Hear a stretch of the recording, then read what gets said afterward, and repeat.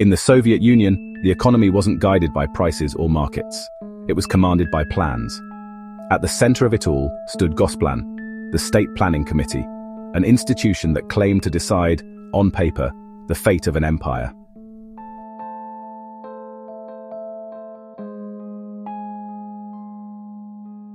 To understand it, picture an economy as a living organism. Millions of producers and consumers constantly adjusting, trading, competing. The Soviet system tried to replace that process with paperwork. Gosplan's weapon was material balance planning, an enormous table of inputs and outputs. Steel goes to tractors, cement goes to housing, cotton goes to shirts. If there's a shortage, redistribute. If there's a surplus, set higher quotas. By the 1970s, Gosplan tracked about 1,943 key goods, everything from coal to nails. That sounds impressive, until you realize the Soviet economy produced millions of items. Only the commanding heights were planned precisely. Everything else was left to rough estimates, or ignored entirely. Imagine trying to run Amazon by tracking only the top 2,000 products. The rest of the catalog would descend into chaos. Gossnab, the State Supply Committee, acted as the distribution arm. It was supposed to make sure factories got what they needed. In practice, it often failed. Enterprises waited months for deliveries. A factory might have an order for 10,000 tractors but no ball bearings, because Gossnab's allocations were delayed or miscalculated. Production lines stalled not because of lack of workers, but because of missing parts. And when quotas were all that mattered, absurdities multiplied. Managers gamed the system. If they were ordered to make nails by weight, they produced giant, useless spikes. If the quota switched to by number, suddenly the country was flooded with tiny pins.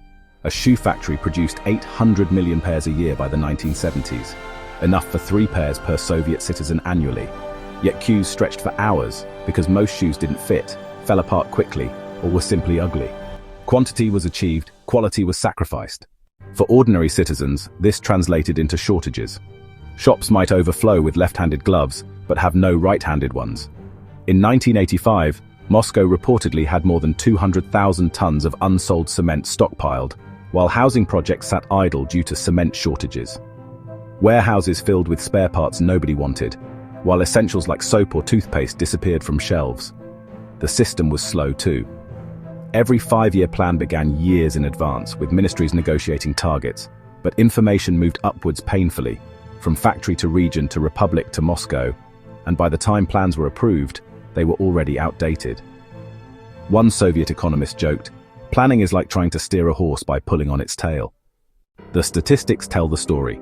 From 1928 to 1970, Soviet GDP growth was impressive, averaging around 5 to 6% annually. Heavy industry surged, steel output multiplied 6-fold, electricity production 10-fold. But by the 1970s, growth slowed to 2–3%, and by the 1980s, barely reached 1%. The very system that had fueled rapid industrialization now suffocated flexibility and innovation, and people found workarounds. The so-called second economy, black markets and barter networks, filled gaps left by planners. By the 1980s, economists estimate this unofficial sector made up as much as 10–15% of Soviet GDP. Housewives traded goods in informal markets. Workers borrowed supplies from their factories to sell on the side. Doctors accepted vodka or chocolate in exchange for better care. But what about incentives? Soviet managers weren't rewarded for efficiency or profit. Their success was measured in quotas. Factories were punished for falling short, but rarely rewarded for producing smarter or better. Innovation meant risk. Sticking to the plan meant safety. The result? Stagnation. Machines wore out, but new designs didn't replace them. By 1980, 40% of Soviet industrial equipment was over 20 years old. And then there was agriculture. Collective farms received impossible targets. Meet tonnage goals at any cost. Farmers dumped crops by the roadside when transport failed. Grain rotted in storage while bread queues stretched for kilometers. The USSR ended up importing millions of tons of grain from the West, a stunning failure for the world's largest country by landmass. To the outside world, Gosplan looked like a marvel of organization. In reality, it was closer to organized chaos. Millions of workers, thousands of ministries, all trying to feed data into a system that couldn't digest it. Without price signals, planners were blind. Without competition, Producers had no reason to improve. Without flexibility, bottlenecks turned into paralysis. By the late 1980s, the cracks had become gaping holes. The economy stagnated. Consumer frustration boiled over. Perestroika tried to decentralize planning, but it was too little, too late. The shelves were empty, but warehouses were full. The statistics added up, but life did not. And that's why Soviet economic planning collapsed. Not because the people didn't work hard, not because the planners weren't smart, but because the system itself denied reality. You can command quotas, but you can't command human creativity.